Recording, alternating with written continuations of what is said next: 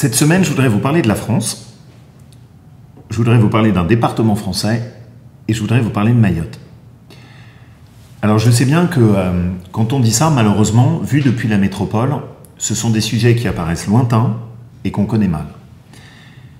Et pourtant, je voudrais vous en parler, d'abord parce que c'est la France, parce que c'est l'outre-mer, et parce qu'on n'a pas le droit d'abandonner des habitants de notre pays dans une situation de chaos, comme est en train de devenir la situation de Mayotte. Et ensuite, parce que vous allez voir qu'au fond, à travers l'exemple de ce qui se passe à Mayotte, il y a beaucoup de leçons à tirer pour notre pays et potentiellement pour ce qui peut arriver plus largement sur l'ensemble du territoire métropolitain et d'outre-mer. Alors d'abord, Mayotte, qu'est-ce que c'est? C'est deux îles absolument incroyables, principalement, Petite Terre et Grande Terre, qui sont dans l'océan Indien et qui sont rattachées à cet espace géographique des Comores. C'est une histoire, vous savez que j'aime l'histoire, qui est extrêmement attachante. Au moment du grand mouvement de décolonisation, après la Seconde Guerre mondiale, à l'intérieur de cet archipel, le territoire de Mayotte tient à rester avec la France.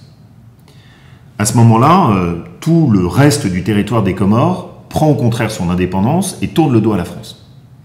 Avec même une volonté de déstabilisation de Mayotte, qui va donner lieu à un épisode qui est extrêmement attachant, je trouve, qui dit tellement de choses sur le tempérament de Mayotte, où des femmes, les chatouilleuses, pour se défendre contre la pression des habitants des Comores qui veulent les forcer à quitter la France, décident d'attaquer les agents des Comores qui cherchent à déstabiliser Mayotte. Et donc à chaque fois qu'ils arrivent sur le territoire de l'île, elles se précipitent sur eux et les chatouillent jusqu'à ce que ce soit insupportable de souffrance et qu'ils repartent. Et c'est un épisode qui est extrêmement fort, je trouve ça très beau d'abord parce que il dit à quel point à Mayotte les femmes ont un rôle fondamental, et puis à quel point cette île est au fond un territoire pacifique, et qui s'est battu tout le temps pour rester français. Il y a eu 2 référendums, 2 fois de suite on a demandé aux habitants de Mayotte s'ils voulaient rester français, et ils ont 2 fois de suite, contrairement à tout le reste des territoires autour, dit « nous, on fait le choix de la France ». Pourquoi est-ce que je vous le dis? C'est parce que ça veut dire aussi qu'on a des obligations. Ce sont des gens qui nous ont choisis. Autour, les autres îles, qui pourtant submergent aujourd'hui d'immigration Mayotte, sont des territoires qui ne nous ont pas choisis et qui ont tourné le dos à la France. Et ce qui est en train de se passer, je vais vous l'expliquer maintenant, c'est qu'au fond, parce qu'on est incapable d'assurer l'ordre, la loi, la protection de nos frontières, eh bien tous ceux qui n'ont pas choisi la France et qui débarquent chez nous, sans respecter aucune des règles, sont en train de déstabiliser Mayotte. Alors qu'est-ce qui se passe? En fait, la réalité est assez simple. Mayotte fait l'objet d'une pression migratoire folle. Toutes les îles qui sont autour, quasiment chaque jour, sont des points de départ de clandestins qui arrivent avec des petites embarcations de pêche qu'on appelle des kwassa et qui débarquent sur toutes les côtes de Mayotte dans l'espoir de pouvoir s'installer et obtenir un titre de séjour français ou dans l'espoir que leurs enfants puissent avoir la nationalité française.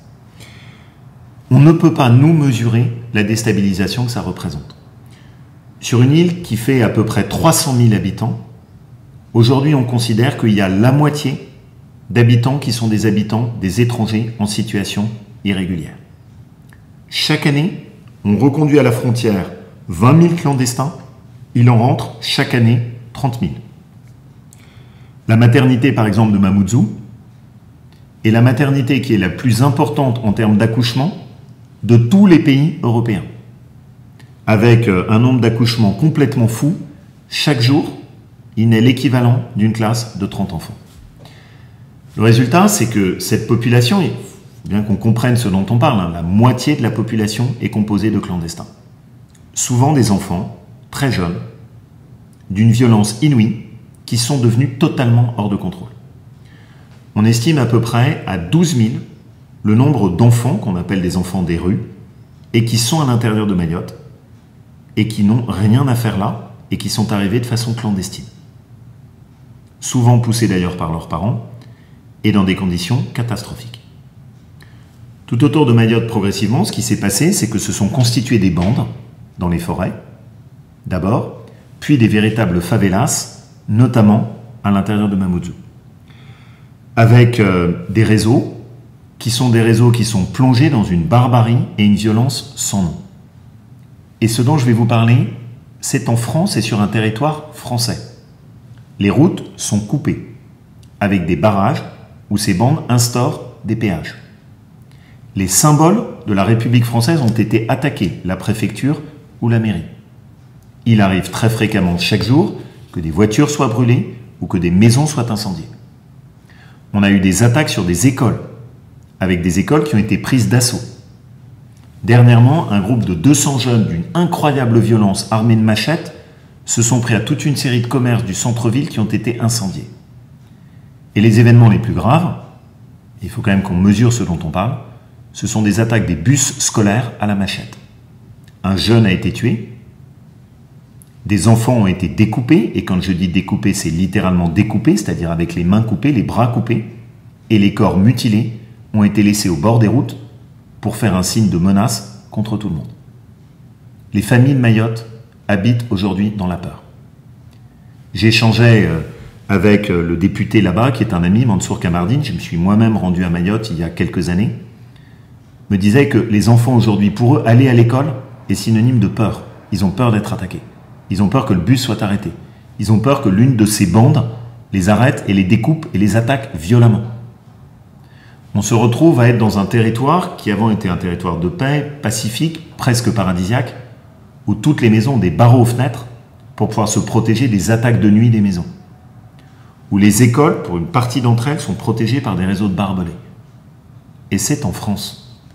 Et nous avons laissé ça s'installer sur notre territoire. Et ce qui est catastrophique et consternant, c'est que bien évidemment les habitants de Mayotte aujourd'hui n'en peuvent plus. Et sont au stade où juste ils ont envie de réagir eux-mêmes et d'organiser leur propre sécurité puisque l'État est incapable de le faire. Il y a eu des grandes déclarations du ministre de l'Intérieur, il y a eu des grandes déclarations du président de la République, et à l'arrivée, rien ne change. Ils ont envoyé des équipes du RAID, on parle des équipes du RAID.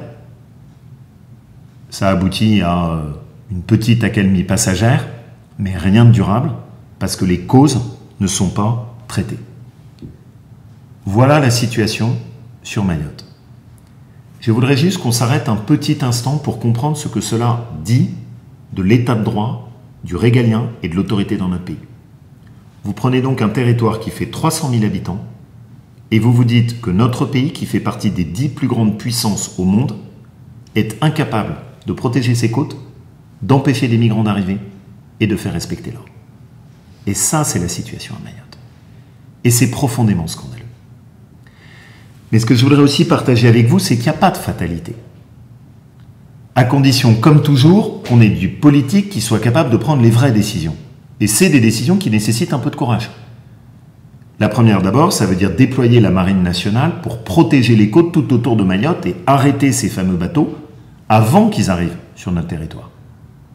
Si un pays comme la France ne peut pas le faire, alors qu'est-ce qu'on est capable de faire? La deuxième chose, c'est ensuite, il faut qu'on change en mettant une pression sur les territoires qui sont autour pour qu'eux-mêmes démantèlent leur réseau de trafiquants. Ce sont des territoires qu'on aide.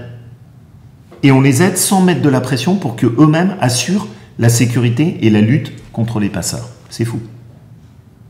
La troisième chose, c'est qu'il faut changer notre droit. Et il a été changé, mais à la marge, par le dernier ministre de l'Intérieur qui avait encore un peu de courage, qui était Gérard Collomb. Depuis, rien n'a été fait. Et pourquoi est-ce qu'il y a un gigantesque appel d'air? Parce que ces gens pensent que si jamais ils ont des enfants qui naissent sur le territoire, ils obtiendront la nationalité française. Il faut qu'on change notre droit de l'immigration, qui est devenu impuissant, et c'est ce qui se passe à Mayotte. Donc, il faut le changer. Changer la loi pour protéger nos habitants et protéger les Français. Et puis enfin, il faut une lutte contre la violence.